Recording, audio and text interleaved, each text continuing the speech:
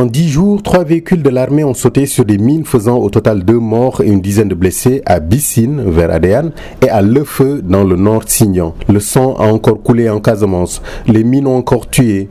Des personnes ont encore péri en Casamance. Les cœurs sont encore meurtris. Ces explosions rouvrent les plaies de l'horreur.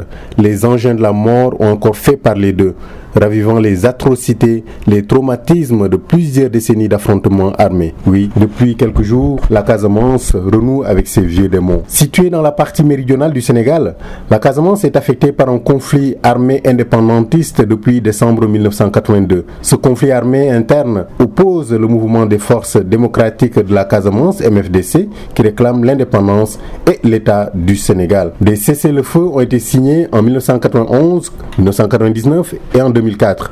De même, des accords de paix ont aussi été signés en 1992, 2001 et 2004. Mais la paix se fait toujours désirer. Des générations de jeunes sont nées et ont grandi dans le conflit. Ces 4 décennies d'affrontements entre l'armée sénégalaise et le MFDC dans un des plus vieux conflits de l'Afrique ont fini de polluer les terres habitables et cultivables de la Casamance avec des mines antipersonnelles et antichars comme d'insidieuses armes de guerre. Depuis 1982, des braquages incessants, des bombardements ont fait peser une lourde atmosphère d'insécurité dans les 3 régions administratives de la Casamance, à savoir Ziguinchor, Kolda et Sédhiou. Ces hostilités en zone rurale et semi-urbaine s'exprimaient par des combats armés, par des jets d'obus et autres projectiles, mais aussi par des arrestations et incendies de maisons, de même que par des assassinats. Ce conflit a fait naître une criminalité rurale et un grand banditisme autour du bois, pillant les forêts, dépouillant les populations de leur bétail et s'opposant au déminage humanitaire.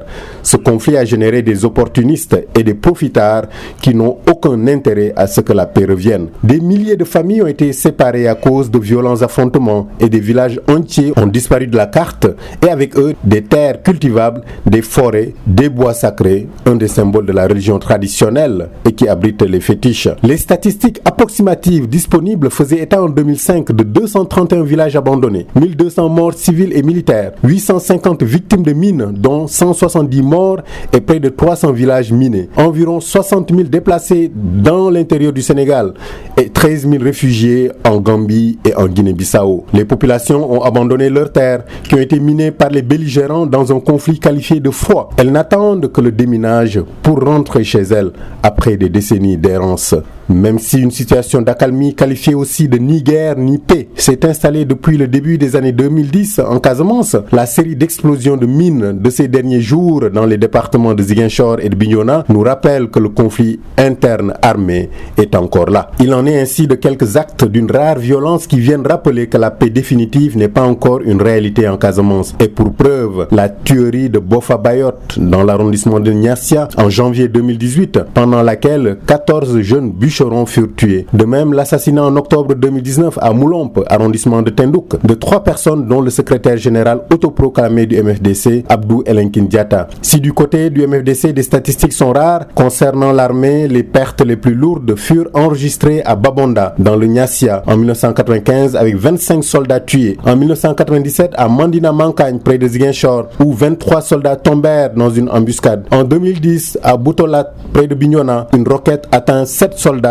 et en 2011 à Diegoun, nos soldats de l'armée sénégalaise périrent. Ce conflit a semé la peur, la méfiance et fragilisé le lien social. Ce conflit a stigmatisé la Casamance. Des dizaines de civils ont succombé aux violences pendant que d'autres vivent avec des séquelles parce que handicapés, mutilés, traumatisés, blessés ou plus profonds d'eux-mêmes. Sur le plan économique, les résultats sont tout aussi négatifs. Toutes les initiatives de développement amorcées en Casamance ont été hypothéquées à cause du conflit, laissant ainsi les populations dans une situation de pauvreté grandissante. Kolda et Sédhiou d'ailleurs sont les régions les plus pauvres du Sénégal d'après les récentes données de l'Agence nationale de la statistique et de la démographie. Quant aux déplacés et réfugiés, il y a le stress et la peur de retourner dans leur village d'origine, encore menacés par les mines. Ils sont encore gagnés par la psychose et le traumatisme d'avoir vécu des atrocités et d'être partis à la hâte se réfugier ailleurs, comme dans les quartiers périphériques de Ziguinchor. La paix ne viendra ni de Dakar ni de l'étranger, mais de la Casamance, avec les fils et les filles de la Casamance, parce que Mbédioum Kanam, borom rek ko mën a faj. Alors, vivement la paix définitive en Casamance, cette paix tant désirée. À mercredi prochain.